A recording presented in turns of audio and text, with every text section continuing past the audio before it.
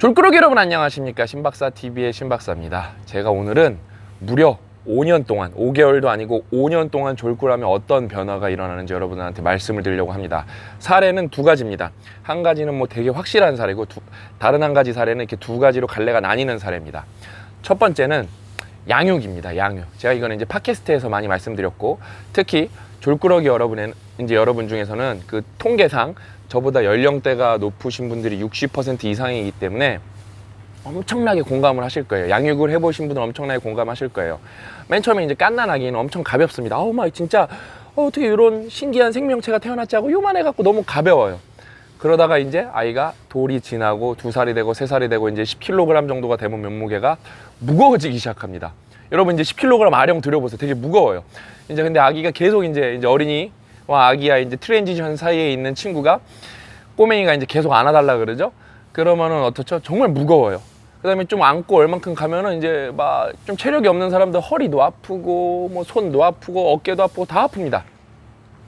몇 킬로그램이에요? 10kg이에요. 근데 이제 신체양을 제가 이제 신체양이 3달 있다가 만 드디어 5살이거든요.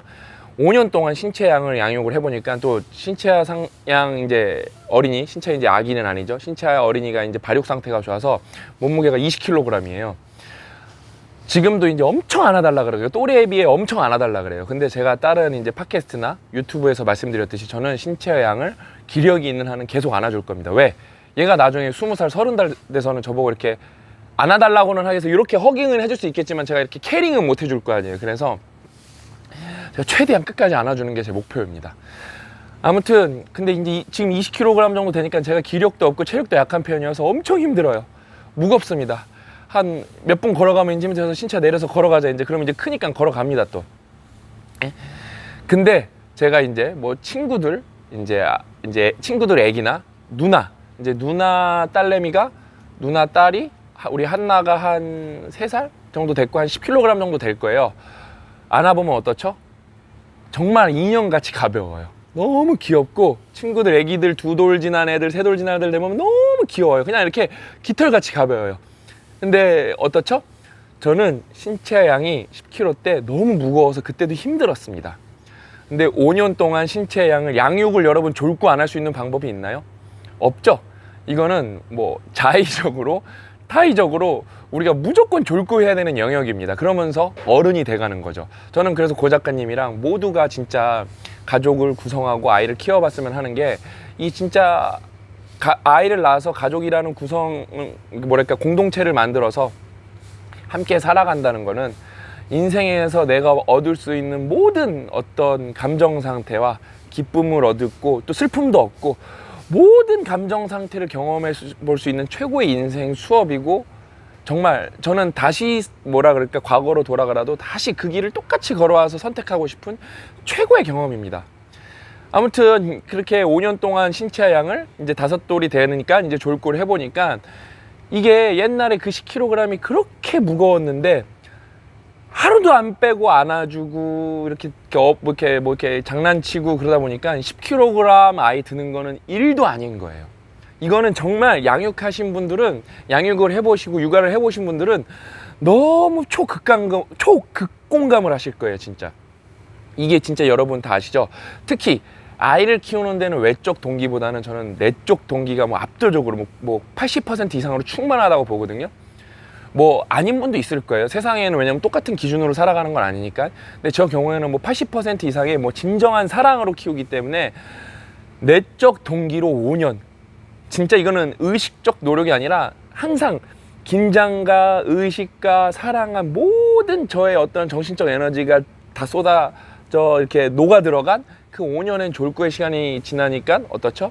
옛날엔 진짜 20kg, 지금은 20kg 오르는 게 힘들지만 모르죠. 또 신체양이 25kg 됐는데도 안아달라 그랬으면 또 20kg 때가 또 가벼워지겠죠. 아무튼 지금 10kg 몸무게가 나가는 어린이나 아이를 들으면 너무 가볍습니다.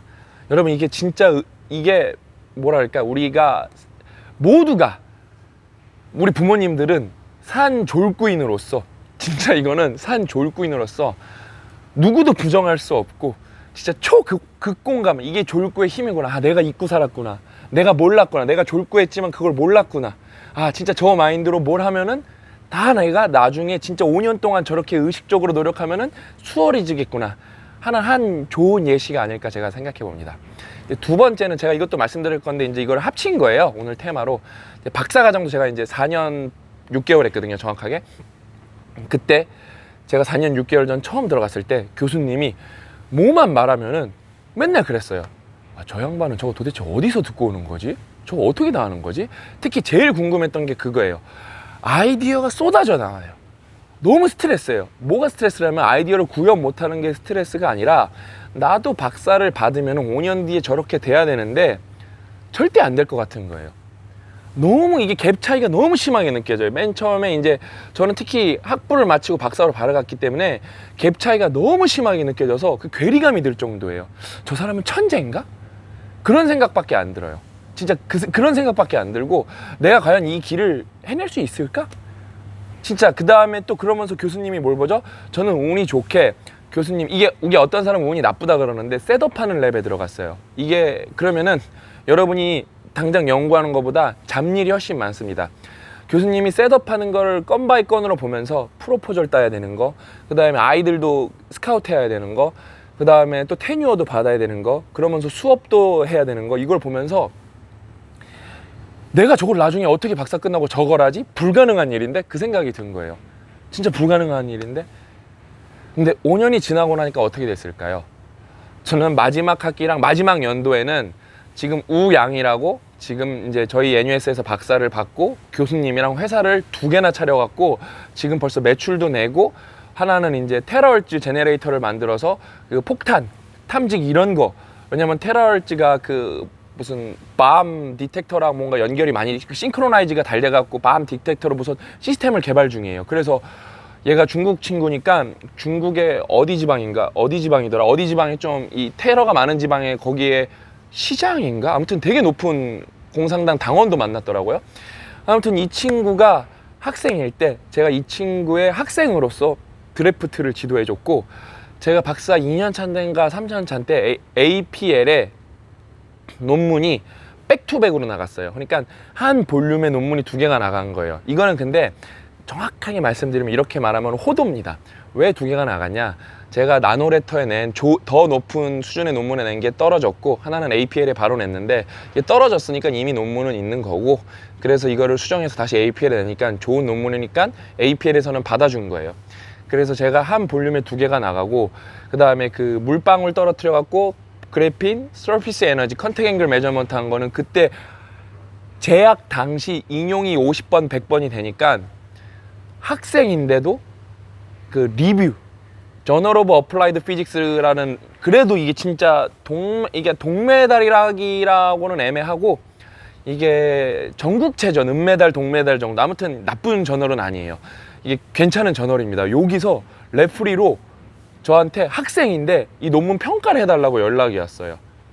심지어 제가 옛날에 이거 비하인드 스토리 얘기해줬죠. 이 논문은 누구 논문이었냐? 제가 싱가포르 국립대 오기 전에 조언을 구했던 교수님네 랩에 포닥이 쓴 그 다음에 그 교수님이 교신전자의 논문이었어요. 그게 3년 만에 만들어졌습니다. 그래서 제가 진짜 이렇게 고치면 더 좋은 논문이 되고 이렇게 고치면 억셉 해줄 것 같다. 여기는 논리적 근거가 좀 부족하다. 그래서 결국에는 2번 피드백을 받고 리버탈을 해서 결국에는 그게 저널 오브 어플라이드 피직스에 억셉이 됐고 그 논문도 40번 이상 인용이 됐을 겁니다. 좋은 논문이었어요. 어떻죠?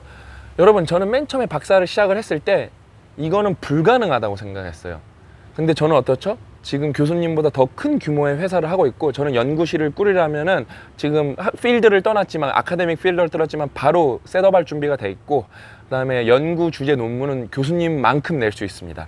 당연히 교수님보다 물리에 대한 이해도는 떨어지지만 그 다음에 교수님보다 훨씬 뛰어난 연구는 못하겠지만 그러니까 금메달급 연구는 저는 못하겠지만 은메달, 동메달급 연구는 제가 필드를 떠난 지 5년 지금 얼마죠?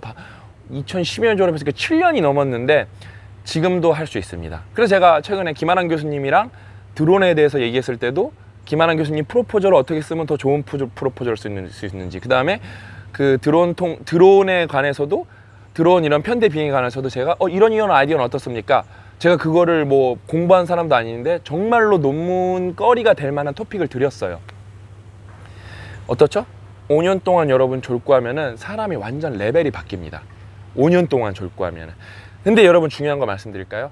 그러니까 국내 박사 친구를 한 친구들 중, 뭐 해외 박사도 마찬가지예요. 교수님이 시킨 것만 해서 논문 실적만 많은 친구들이 있어요. 이런 친구들은 시킨 건 잘합니다. 근데 저는 이런 친구들을 석사 6호봉이라 그러거든요. 이 친구들이 이제 첫 번째 거는 부모로서 내적 동기가 없는 사람은 저는 없는 사람은 없다고 생각하기 때문에 케이스 1이에요. 근데 이 박사는 케이스 A, B로 나눠집니다. A는 성공한 케이스, B는 5년 동안 가짜 졸구를 한 케이스예요. 가짜 졸구. 제가 삼성에 있을 때도 분명히 박사인데 논문을 쓰는 걸 어려워하는 사람도 본 적도 있고, 그 다음에 논문을 읽는 거를 어려워하는 석사 박사도 본 적이 있습니다. 왜? 그 친구들 근데 논문 1저자는 많아요. 왜? 교수님이 낸 아이디어 갖고 실험만 열심히 한 거예요. 그거는 사실 석사 1, 2년, 박사 1, 2년 때 끝내야 되는 레벨이고 3, 4, 5년 차에 가면은 내가 프로포저를 직접 쓰고 내가 마무리를 지을 줄 알아야 되거든요. 솔직히 박사는 다 그럴 줄 알아야 되는데 내가 프로포저를 쓴 게 아니라 교수님이 공부를 다 하시고 이런 아이디어가 있으니까 해봐라. 그거를 자기가 한 게 아니에요. 그 다음에 교수님 입장에서는 이게 한국에 되게 나쁜 문화인데 실적만 나오면 되니까 1저자는 학생이고 교신조자는 교수님 실적이니까 학생이 실적만 나오면 되니까 큰 그림을 배우지 못하고 나무만 기르는 법만, 왜냐면 박사라면 이제 숲을 볼 줄 알아야 되는데 석사까지는 나무만 봐도 돼요. 나무나 나무 몇 그루만 봐도 되는데 박사라면 숲을 볼 줄 알아야 되는데 나무만 보고 나온 거예요. 나무만. 그래서 시킨 것까지는 잘하지만 나중에 수석 레벨, 이제 회사에서 뭐죠? 이제 부장 레벨에 올라가거나 자기가 진짜 지도 교수가 돼서 랩을 꾸려야 될 때 랩을 세팅을 못하는 사람이 많아요. 랩을 세팅을 못하는 교수가 생각보다 많습니다. 그래서 이제 포닥 때 다시 배우죠. 그 다음에 포닥으로 나가면서 우리나라에서 박사 받고 프로포저를 직접 못 쓰는 경우도 되게 많아요. 두 개가 다 안 돼요. 영어도 안 되고 아이디어도 없어요. 근데 여기서 영어보다 중요한 건 아이디어거든요. 아이디어가 없어요. 왜 아이디어가 없냐? 읽기를 많이 안 했어요. 논문 읽기를 많이 하면 다 됩니다. 제가 최근에 지도 교수님을 뵈갖고 여러 지도 교수님이랑 진짜 4시간 동안 얘기를 나눴어요. 4시간. 여러분 남자 2명이서 카페에서 앉아갖고 비밀리에 접선을 해서 4시간 동안 이야기를 나눴는데 진짜 여기서 별의별 얘기를 다 나눠갖고 제가 이거는 빡독 X 때 오프 더 레코드 강연으로 빡독 X에 참여하신 분들께만 2번에 걸쳐서 이야기를 해드릴 겁니다. 다음 빡독 X가 여러분 저를 중심으로 진행이 될 텐데 그 빡독 X는 지금 뭐 사전 공지입니다. 지금까지 빡독에 한 번도 참여하지 못한 분만 참여를 할 거고, 근데 제가 거기서 해는 얘기가 중요한 얘기고 재미있는 얘기이기 때문에 똑같은 빡독 X를 열어서 이제 빡독 X에 참여했던 분들 중에서도 이제 선발을 해서 그 빡독 X에서도 똑같은 얘기를 해드릴 거니까 너무 걱정하지 마세요. 저는 여러분들이랑 조금이라도 제가 깨달은 점, 여러분이 어디서 절대 못 들은 사실들을 나누려고 노력을 할 겁니다. 아무튼 다시 돌아가서, 그러니까 가짜 5년 동안 졸구척, 뭐라고 하면 좋을까? 졸려도 꾸준히인 척이니까 졸구척이라 그래야 되나? 아무튼 졸구인 척을 하면은 여러분 결국에는 가짜 박사가 됩니다. 가짜 박사가 돼요. 저는 그런 고해성사를 이메일로 너무 많이 받았어요. 박사님, 제가 그 박사님이 팟캐스트에서 말한 가짜 박사입니다. 저는 혼자서 논문을 아직도 쓰기가 너무 버겁고 박사이지만 연구실을 꾸리려면 어떻게 꾸려야 될지도 못하겠고 그래서 우울증 약을 먹고 있습니다. 이런 고해성사 진짜 이메일을 거짓말 안 하고 10건 이상 받았어요. 10건. 제가 기억나는 것만. 그 다음에 실제로 거짓말 안 하고 한 명의 친구는 모 대기업에 들어가서 열심히 그 고해성사 이메일을 보내고 회계해서 학교 다니면서 다시 그 회사 다니면서 논문을 내서 저랑 일을 할 겁니다. 저랑 일을 할 거예요. 그 친구도 이 방송 보고 있습니다. 저희가 무슨 일을 할지 벌써 토론도 다 끝냈습니다. 그러니까 여러분 늦은 때란 없는 겁니다. 마음 차리고 언제 우리가 졸구할 건가. 근데 이제 우리가 뭐 5개월짜리 졸구도 있고 뭐 66 챌린지 졸구도 있고, 근데 여러분 5년 졸구는 좀 빡세죠. 근데 여러분이 5년 졸구할 자신 있죠? 의식적 노력을 통해서 이렇게 피드백도 받고, 안 되면 셀프 피드백이라도 하고 제대로 된 책 읽고 다른 사례 올바른 건 검토해보고 그렇게 5년 동안 의식적 졸구를 하죠. 어떻게 된다? 여러분 인생이 바뀝니다. 근데 아무 생각 없이 그냥 졸구하는 척만 하죠. 아무것도 안 되고, 세상 여러분이 뭔가 타이틀을 달거나 어떤 경력이라는 숫자가 생겼기 때문에 세상에 기대치가 있는데 여러분은 그 기대 값을 갖고 있지 않기 때문에 여러분은 괴로움 속에서 살게 될 겁니다. 진짜 이거는 졸구하는 척은 여러분을 진짜 지옥으로 가는 급행열차 태울 거예요. 우리 졸꾸러기 여러분들은 저랑 같이 힘들어도 느려도 진짜 뭔가 괴로워도 우리 손 이렇게 꼭 잡고 저랑 이렇게 손 꼭 잡고 어깨 동무하고 안 되면 진짜 서로 안아주면서 토닥토닥 이렇게 해주고 힘내, 기운내, 할 수 있어, 할 수 있어, 나 같은 꼴통도 했어 이렇게 하면서 저 같은 꼴통도 해냈으니까 여러분도 졸구할 수 있다고 제가 꼭 말씀드리고 싶습니다. 오늘도 졸구하시면서 힘들어하신 분들 힘내라고 응원드리면서 방송 여기서 마치도록 하겠습니다. 졸구 화이팅! 또 만나요.